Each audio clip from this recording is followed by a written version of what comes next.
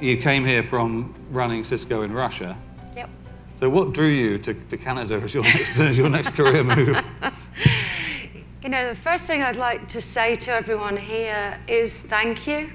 I've been in the country for 3 weeks now, and in my role for 7 days and 4 hours. I've never met such a nicer set of people. It's been... Playing to the audience. I know, seriously, I've come from Russia. So it's everyone smiles at me, which is really nice. I don't have a bodyguard, and I can walk down the streets. Guys, it's such a pleasure to be here. So you've made me very welcome. Thank you. What attracted me to Canada in the first place, to be honest, is how lucky am I? You know, there's many countries across the world who speak English, but as a first language. You know, to get the opportunity to come here to Canada, I've worked all across the emerging markets. I've worked in the UK, I've worked in Russia, I've worked in Africa, Saudi Arabia. So actually to come here to Canada has just been an absolute pleasure.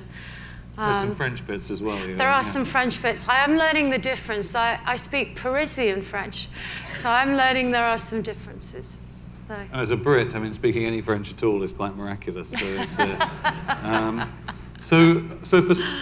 I mean, and I understand you're about to head off on a listening tour across the country. What's your goal with that?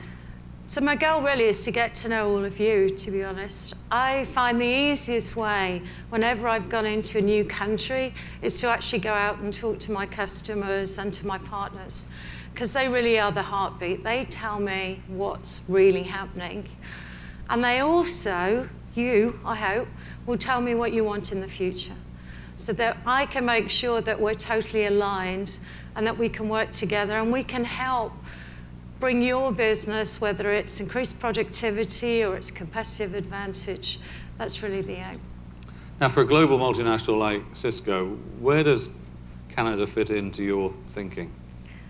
Again, I started by saying I was lucky. I'm lucky on many different dimensions, because Cisco Canada really punches above its weight in the Cisco world.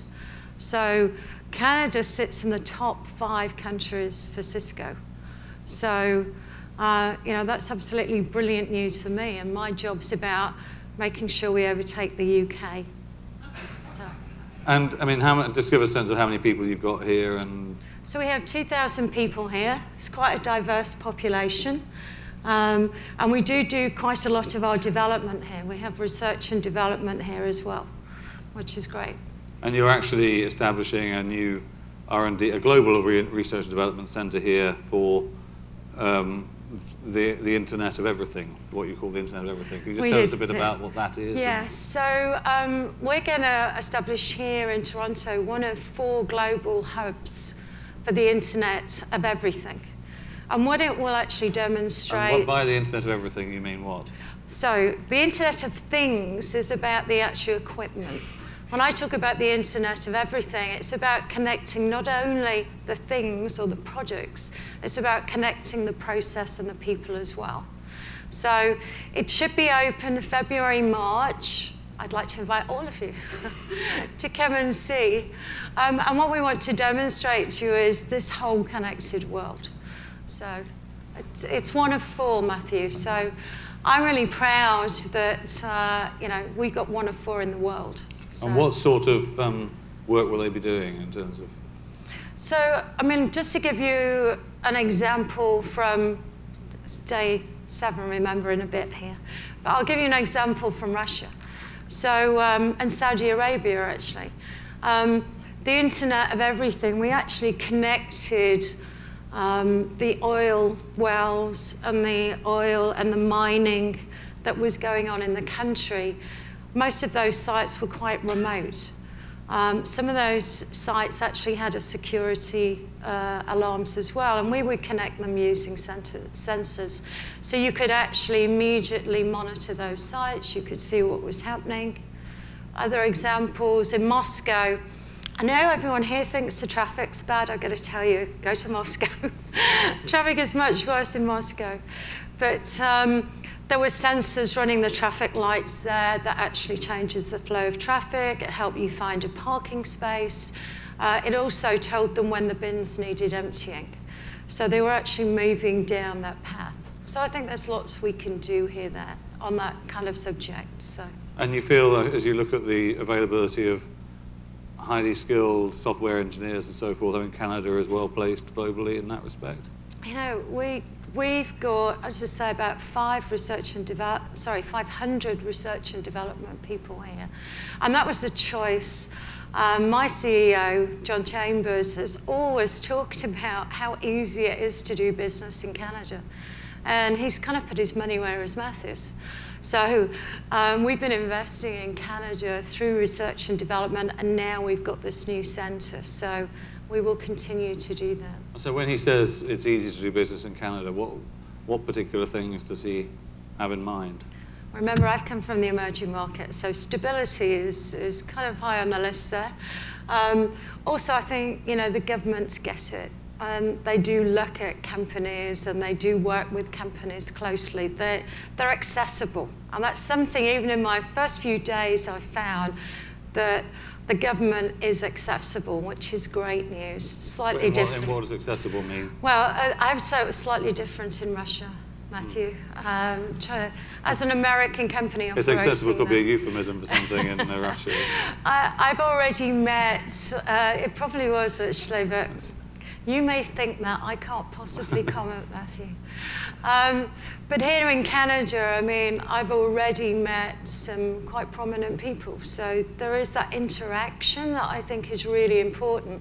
And it's really good to see between business and the government. So that makes it a very attractive place to actually invest. Now, as... Sorry, Matthew, just one other thing, and talent. I mean, I've arrived here, I have just over 2,000 people who actually work in Cisco Canada here. And we have 90 different languages spoken by the team. I thought it was going to be 91 when I arrived with my Russian, but we already have Russian speakers. So, I mean, that's just fantastic. I heard the talk about diversity earlier. And those language skills are key to being to serving your global company, are they? Absolutely. And the other thing is the diversity here. You still hear me? Yeah. Yeah. The other thing here is the diversity, because we have to reflect the population we're serving. And it's not only been the diversity of different cultures and languages here. It's also, I have people, I think, from about 18 in the office right the way up to kind of my age. But we've got a great young population here as well who are very keen. And I learn so much from them. I'm actually going to have a reverse mentor here as well. What do you mean by that? So one of our early in careers is actually going to be my mentor. Because I think you need to... So someone who's been with you how many years? Or? Well, first of all, it will be somebody who's slightly younger than me, or you, Matthew, in their 20s. Because one of the biggest things I find as a CEO is how do I communicate with my population? And actually, depending on who you are in that population, you want to be communicated with quite differently. So whichever country I've worked in the world, I've always had a reverse mentor with one of our early in career people. They're usually early in age and they've been with Cisco a short period of time. So how does that work in practice? Yeah, it's really good fun. It starts off where I think the early in career is kind of saying all the right things. Like our own children, they forget really quickly. And so about 20 minutes into any conversation, it completely changes. And there's not as many filters as other people use with you. So I find it incredibly helpful. So what sort of things would you talk about with this reverse mentor? So actually, I met with the group only this week. What day are we now? I actually met with them on Monday. And, how many are there? So I met with the kind of delegation they sent for me. So it's about 5 of them. We have a population of about 45 in the Toronto office. So 5 came to talk to me. And what they wanted, they actually wanted a foosball table in the coffee area, which I personally wouldn't have thought of. I call it football, by the way, just so everyone knows. I call it football. But things like that, it sounds like a really stupid thing, but it was really important to them. And it was very easy for me to give. The second thing that they asked me for was communication. And could we start using social media more to actually communicate with the team? Now, I do personally use Twitter. It tends to be photographs and things that I was at the food bank yesterday, so I kind of tweeted pictures. But they were actually asking us to turn that social media into a business tool and for me to actually use it more. I don't think I would have got that from the leadership team. You get those kind of ideas from the early in careers. The other thing that they were asking me about was, could they go and work in some other countries across the world, and could we kind of do an exchange student kind of early in career thing? I've done that previously, and I think that's a great idea, so we will be doing that as well. Great. Do we have any questions at all? This gentleman here in the middle. And another one over there. Thank you very much for the fascinating comments. My name is John West. Hi, John. I'm interested in the impact of the renaissance of the US manufacturing sector on investment in Canada and doing business in Canada for a company like yours. Why is it so attractive to be here rather than investing more in the US? So I'm sure if I was in the US, I'd give you a different answer. For me, obviously, as the new president here in Canada, I'm going to do everything I can, John, to get as much inward investment into Canada as I possibly can. The more that we connect as a community and the more I can connect to you as customers and partners, the more I can drive that agenda back into the US. And as I said, that stability about investing here in Canada, the optimism that I can present back into the company and with my new leadership team, that will help drive that. We do have programs as well. I know Paul, one of the team is here, is helping me. We actually take people often to San Jose, and we talk about the Canadian agenda with John Chambers and our senior leaders there. So again, you know, if you've got things like that, John, let's go to San Jose together. I've got some great manufacturing solutions I'd like to show you, by the way. But those kind of conversations outside of just talking about technology, we love to have. And my CEO loves to have, by the way. So I believe together we can actually get more investment into Canada. Okay, we had a question over here in the middle. First of all, welcome to Canada. Thank you. My name is Said Kangurlu. My question is totally different. It's, you mentioned that communication with the staff versus Yep. leadership. If you can elaborate or maybe comment on your experience in Saudi, being a female executive in that part of the world, and the challenges. Thank you. And thank you for the question. It's a great question, actually. I'm actually very proud of what we've done as a company in Saudi Arabia. So I will pay you later for that question. Thank you. So Saudi Arabia is a very interesting country. For anyone who hasn't been there, as a woman traveling to Saudi Arabia, I have to cloak up.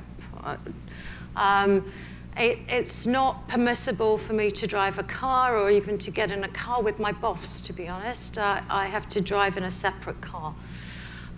When I first arrived in Saudi Arabia, we actually had 2 females that worked in our office in Saudi Arabia.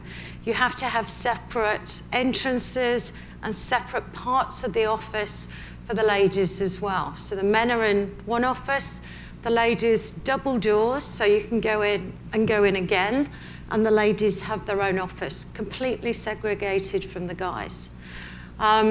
As I say, when I first arrived in Saudi Arabia, we had 2 females in the office. We, over the course of the next 6 months, we actually grew our population of females in Saudi Arabia to 20.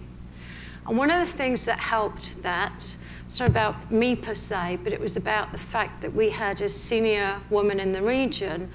I was able to go and visit with the princesses of Saudi Arabia.